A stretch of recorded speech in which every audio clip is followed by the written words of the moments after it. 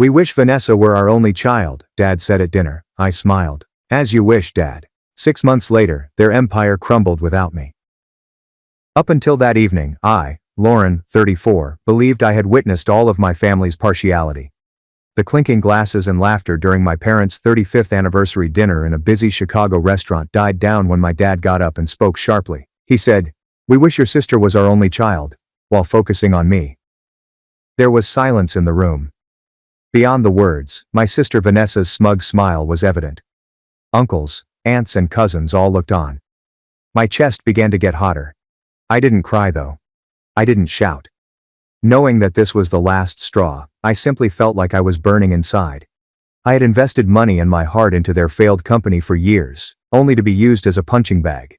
Something broke that night. I could no longer stand it any longer. With my heels clicking on the hardwood floor, I left, already deciding what to do next. Their idyllic little world began to fall apart a week later when their wish was granted in an unexpected way. Think of it as you. What would you say? Tell me about your country as well, so I can see how far this story has spread. I was always the afterthought as a child. Richard and Margaret, my parents, made sure I never forgot it. They would beam at my sister Vanessa when I was a child, complimenting her flawless smile, debate team awards, and straight A's. If they saw me in the room, I was lucky. I still feel the pain of those years, such as when I won a math competition and they were too busy applauding Vanessa at her recital to come. With a smug nod, Vanessa absorbed it all as if she were deserving of all of their affection. It was more than words, everything was formed by their preference. During family dinners, Vanessa's stories, her most recent promotion, and her ambitious plans were the main topics. "Let's hear from your sister," Mom would interrupt if I talked, and Dad would nod while staring at her. I learned to swallow the pain and keep quiet. It wasn't only at home though. At family get-togethers, they would parade Vanessa while I followed in the background, unseen. They once boasted about Vanessa's new position at a retail chain all night long at a cousin's wedding, without bringing up the fact that I had recently been hired as a finance manager. The worst part is that it's their business. In Chicago, my parents ran a modest clothing and accessory shop business.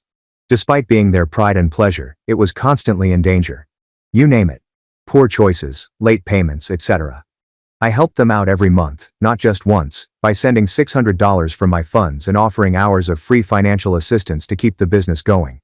I would do calculations, bargain with vendors, and even optimize their inventory management system. Were they appreciative of me? Number. Even though Vanessa's proposals were at best ambiguous, they would still call her to brag about how her marketing ideas had saved the day. My work, a fresh sign here, a discount there. Hardly a nod. I wasn't naive. I was aware that they relied on me not out of concern but rather because I was skilled with statistics. I would grit my teeth every time I sent that $600, thinking about the trips I couldn't take and the flat I couldn't upgrade. However, I succeeded. Why? Obligation. Family. That unyielding wish that they will see me someday. I would study their books late at night in my office, finding mistakes that would have cost them thousands of dollars.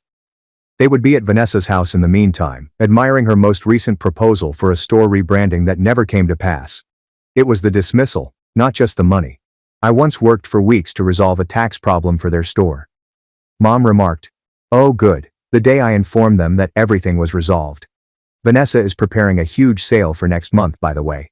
No thanks, no recognition." Dad simply grunted and called Vanessa to talk about her vision. I felt like a ghost as I stood there with documents in hand. To save them hours, I also recommended new accounting software. They disregarded it until months later, when Vanessa brought up the same concept. It was wonderful all of a sudden. In this case, Vanessa wasn't innocent.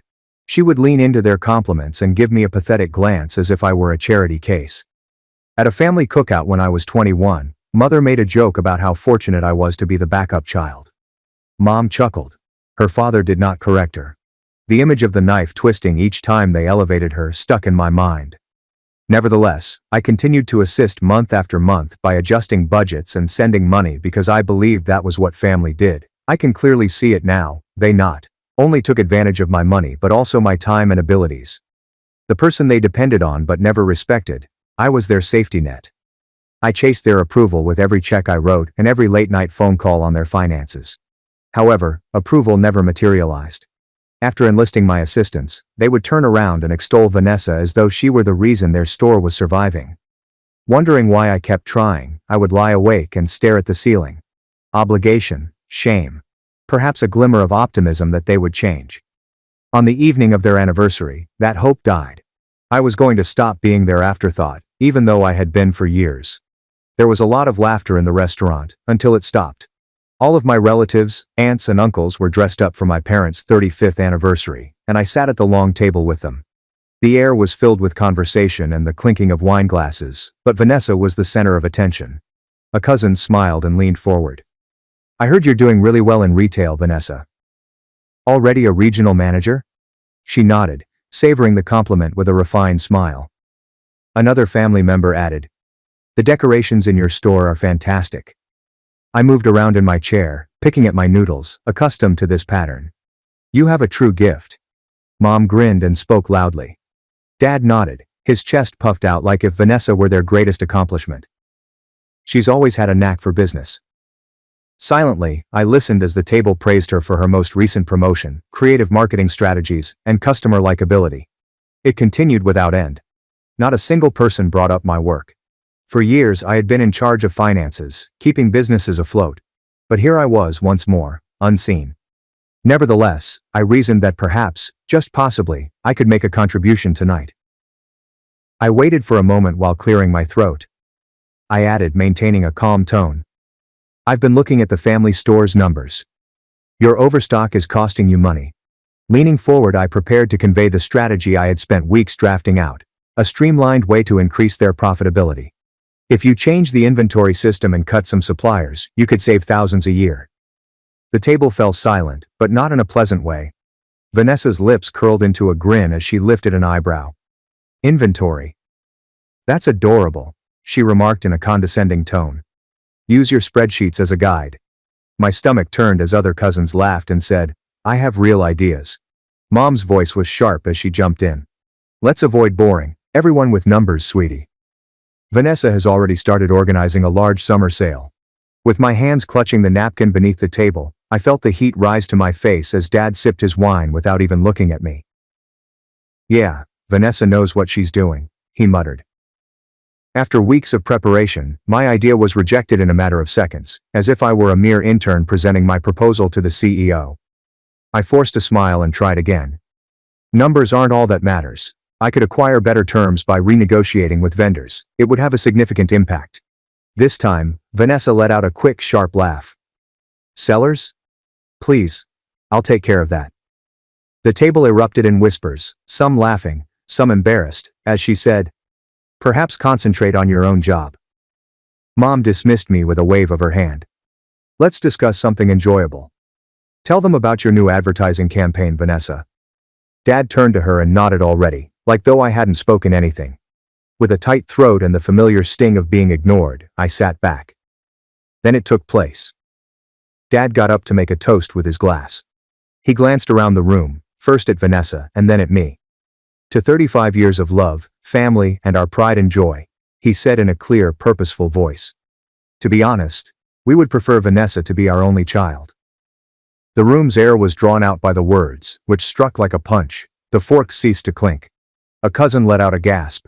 Vanessa remained unflinching. Her eyes were fixed on mine as she smirked, tempting me to respond. He wasn't corrected by Mom. Her face was as composed as if nothing had happened, and she simply sipped her wine. Every eye was on me as the silence drew on, waiting for me to cry or lose my temper. That's not what I gave them. Even though my heart was racing, I maintained a straight face and a fixed jaw. I was falling apart within, the years of being ignored coming tumbling down. I had poured my talents into their failing store and tried my entire life to gain their respect, only to be erased in front of everyone. The last straw was Vanessa's sneer, which was a subliminal insult that I would never be sufficient. The scrape was loud in the still room as I pushed my chair back. I said in a quiet but forceful voice, "Enjoy your night." Every stride I took fueled the burning in my chest as I grabbed my bag and left, my heels clicking against the hardwood. Even though the cool Chicago air slapped my face outside, the anger that was developing inside remained unabated. For years I had accepted their contempt, their partiality, and their complete indifference. Not anymore. I decided as I stood on the pavement, my rage mingled with the blur of city lights. I was not just going to leave. I was determined to permanently break the cycle of becoming their afterthought.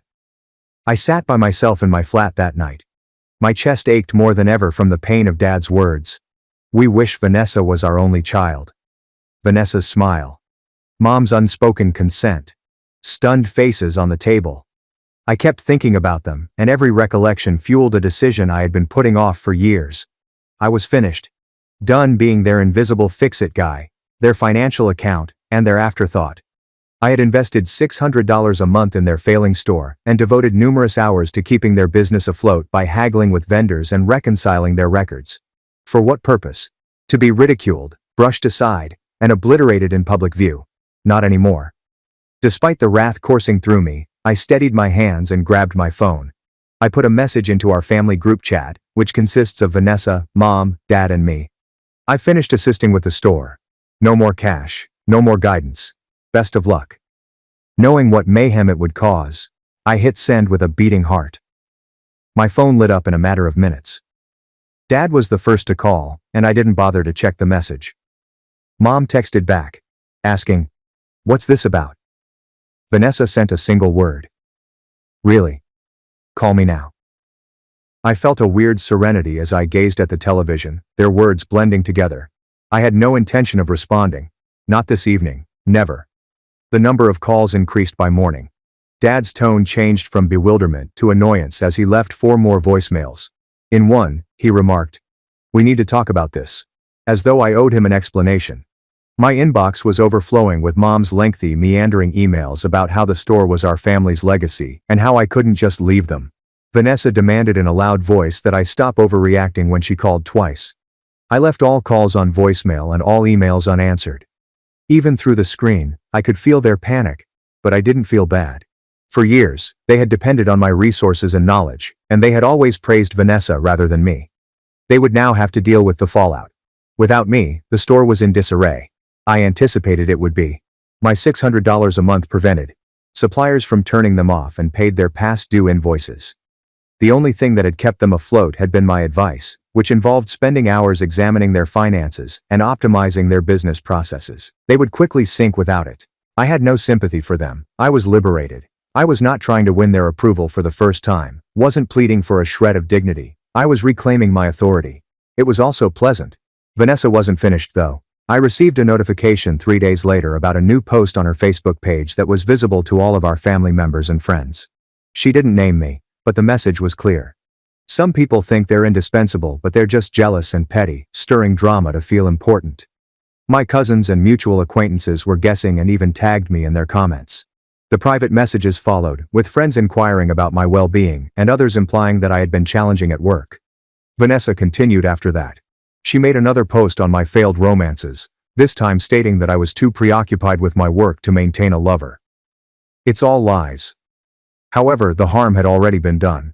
Every notification that buzzed across my phone poked fun at my life, career, and reputation. My jaw was clenched as I read through her posts. This was a new low for Vanessa, who had always been arrogant. To divert attention away from their failing store, she was attempting to portray me as the bad guy, the unstable one. I had the option to retaliate and reveal their private information, including how they had pleaded for my assistance and how Vanessa's clever ideas had failed. However, I didn't. Playing her game would require me to respond, and I was done with that. I ignored the mounting mountain of emails from Mom and Dad, muted her number, and blocked her on Facebook. The issue now was not mine, but their desperation. The pressure persisted. Dad left a message that began softly, but became abrasive after calling from a new number. He screamed, "You're hurting the family," as though I had degraded them. Mom's subsequent email was a guilt trip in which she accused me of destroying our relationship because of a miscommunication. Vanessa texted, "You can't just walk away like this," in all uppercase. I deleted it without responding. I wasn't convinced by what they said. All they did was validate what I already knew. They showed no concern for me. What I could do for them, the store, their reputation, and their comfort, was important to them. That was the important thing. I served only as a tool. Every missed phone and unread message seemed like a tiny win. I refused to fall back into their pattern of ignoring and relying on them. Vanessa continued to post ambiguous teasing about unappreciative persons or betrayals in her family. I was not broken by their sting. Her lies prompted my coworkers to start asking questions, but I ignored them and concentrated on my work. I wasn't going to let her smear bring me down since I was good at my work, better than Vanessa ever was at hers. As I sat at my desk, I considered how the store would fail without my assistance, and how they would have to rush to repair what I had kept intact for so long. I felt no sympathy. I felt determined. They had overpushed me. They would finally understand what it meant to lose me.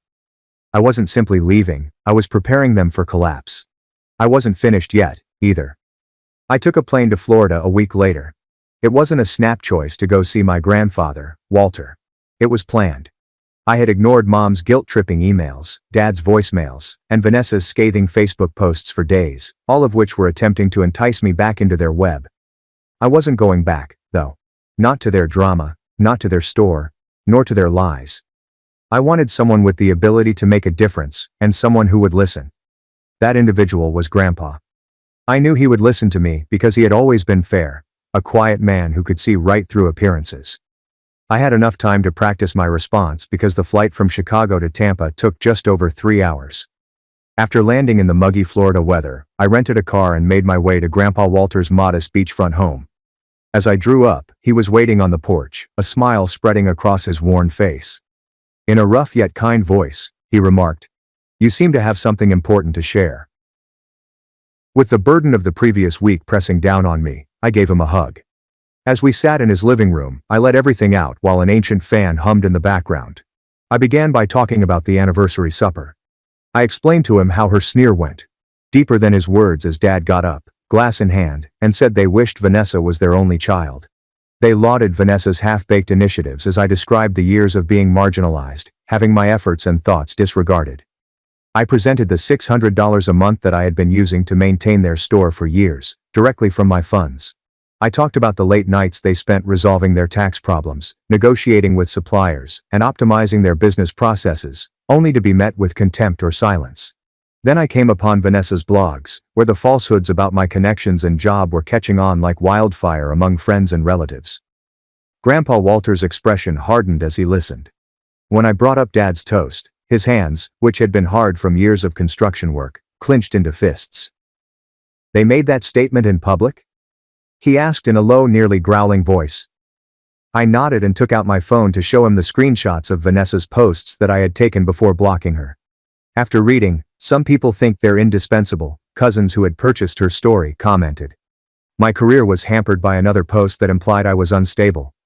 Grandpa Walter's jaw tightened and his eyes narrowed.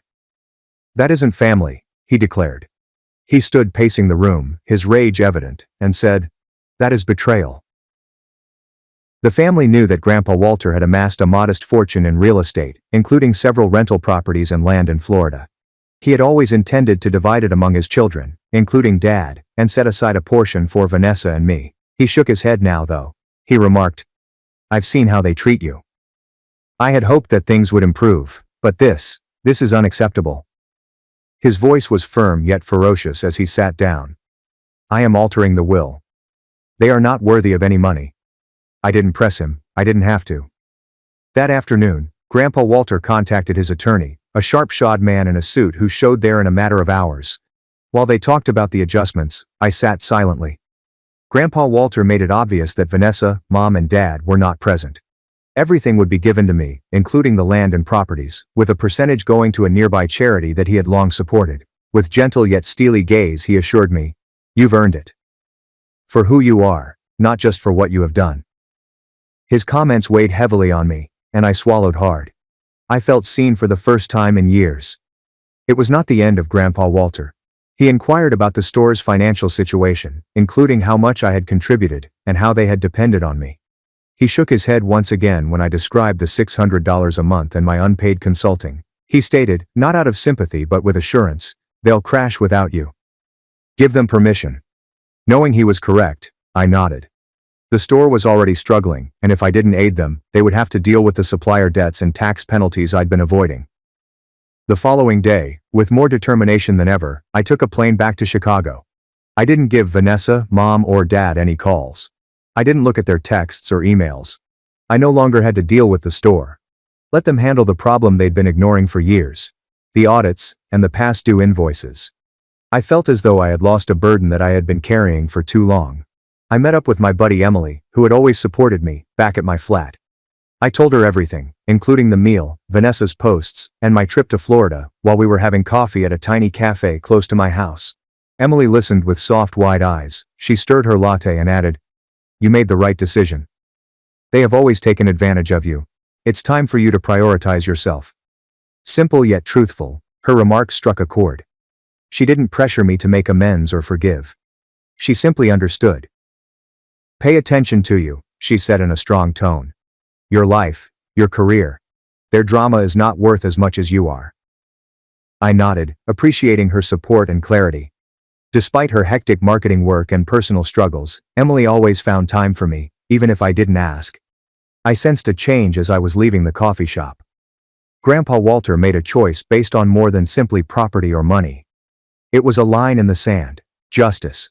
I was number longer battling for their acceptance. They would have to face their future without me, while I was constructing mine. 6 months later, their entire world collapsed.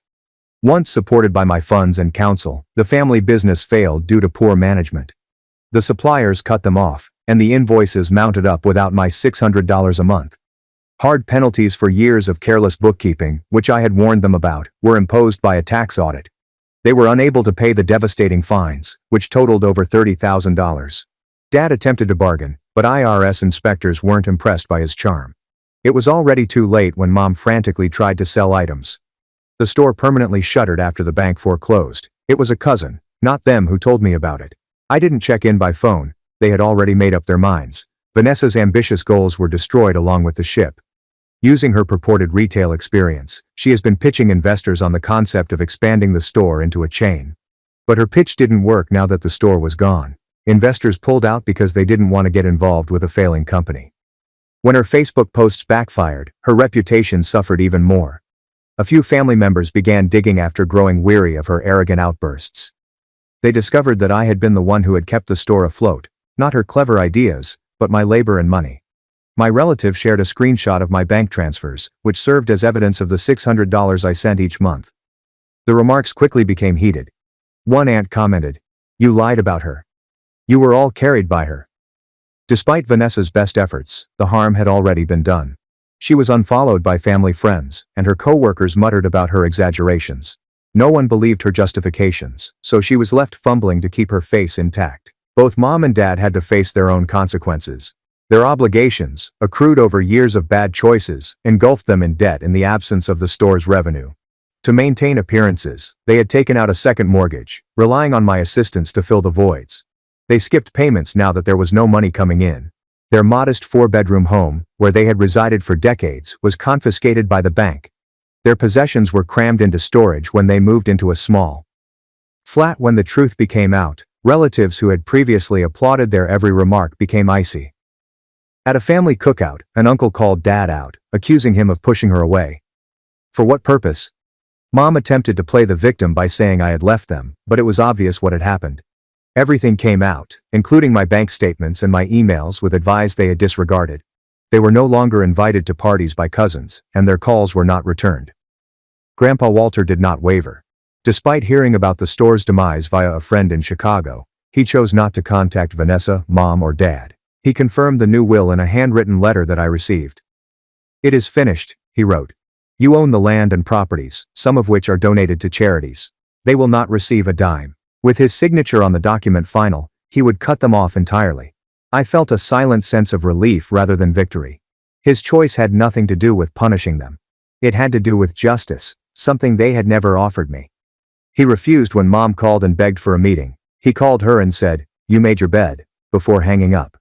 He banned Vanessa's number when she attempted to text him. Too proud or too embarrassed, Dad didn't even try to reach out.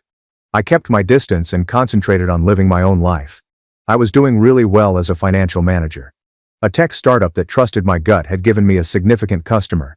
Still filled with guilt trips, I didn't check on the store or respond to Mom's occasional texts. I had nothing to do with their demise. They relied on me to support Vanessa since they had based their entire existence on lies. They were now experiencing the repercussions. I heard rumors from the family that Vanessa's most recent job interview had failed, that Mom was selling jewelry to pay the rent, and that Dad was taking on odd jobs. I refrained from boasting. Knowing that I had done what I had to do, I simply continued on. Their demise was more than just a financial one. It was intimate. The family members who had chuckled at Vanessa's tweets suddenly recognized her as a bully who had defamed me in order to protect her own reputation. Embarrassed by the reality, the people who had lauded Mom and Dad during the anniversary meal now shunned them. Once a source of pride, the family business was now a boarded-up reminder of their failure. The last obstacle they were unable to overcome was Grandpa Walter's will, which was locked in with his attorney. I didn't have to speak. They had made enough noise with their activities. As their lives fell apart, mine began to take form. I put all of my attention into my career as a financial manager and threw myself into my work. My best victory to date was the IT startup I had signed in Chicago. I streamlined their budget and prevented them from expanding too much by securing a $2.5 million contract to handle their finances after months of late hours and acerbic negotiations. With a rare smile on her face, my employer beckoned me into her office. She implied a promotion to senior manager when she said, "You're going places." It was more than just a financial raise. It demonstrated that I could succeed without the support of my family. I was actually creating something that belonged to me. I established a new life apart from work that was uncentered on their drama. Emily became my pillar of support, always there to keep me grounded with a quick text or coffee date. We would get together at our favorite diner, share breakfast, and joke about my embarrassing client meetings or her most recent marketing campaign. She was quiet and unobtrusive in her support. I felt like I wasn't alone since it was steady. Next was Ethan, a structural engineer I met at a networking event and who is now my boyfriend. He was unlike any else I had ever dated. He was subtly self-assured and had a dry sense of humor that surprised me. He acknowledged that he had only come to the event to avoid another night of grading blueprints during our first date, which took place at a small jazz club. On our third date, we were discussing everything from bridge designs to my aspirations to launch my own consulting business while organizing weekend treks. At first, Ethan was unaware of my entire family's history, but I gradually revealed more. I told him about the anniversary meal, how Vanessa's falsehoods went viral online, and the years of being ignored. Instead of trying to cure things with meaningless advice, he listened with his palm solid on mine. At one point, he whispered in a low but confident voice, "They'll never know how strong you are." It was more than words. It was a belief I had never received from Vanessa, Mom, or Dad. I created a circle with Emily and Ethan that was more like home than a battleground. Neither Vanessa nor my parents attempted to get in touch with me, and neither did I. A cousin said they were having trouble, with Vanessa juggling retail jobs, Mom selling crafts online, and Dad taking jobs at a warehouse. I had no sympathy for them. They had valued my contributions and treated me like family for years. However, they decided to uplift Vanessa while tearing me down. Now, their silence was just another decision, and I was done allowing it to harm me. From Florida, Grandpa Walter sent me a postcard with a little statement expressing his pride in me. It was sufficient. I didn't require their excuses or their apologies. People who accepted me for who I was were what I needed. I was deeply affected by the lesson, but it was obvious. Value those who genuinely care about you rather than those who take advantage of you. I had spent years trying to gain my family's respect in the hopes that they would recognize my value if I invested enough cash, time, and energy. However, they didn't. They took and offered nothing in return. Grandpa Walter, Emily, and Ethan were the ones who arrived there without any conditions, and were the ones who mattered. That realization altered the way I navigated the world. I began investing in individuals who gave it to me instead of looking for approval from those who wouldn't. I didn't have an ideal life. Work was hard, and sometimes I questioned whether I had been too harsh in pushing my family away. Then I would recall Mom's stillness, Dad's toast, and Vanessa's sneer. I would recall the years of invisibility and the falsehoods they propagated to preserve their reputation. In their story, I wasn't the bad guy. It was me who had left to protect myself. And it made me better. Emily's terrible puns and Ethan's laughing transformed my apartment, which had previously been a site of late-night worry, into a sanctuary. After a means of self-promotion, my career has now become a source of pride and a testimonial to my abilities after I stopped bearing their burden.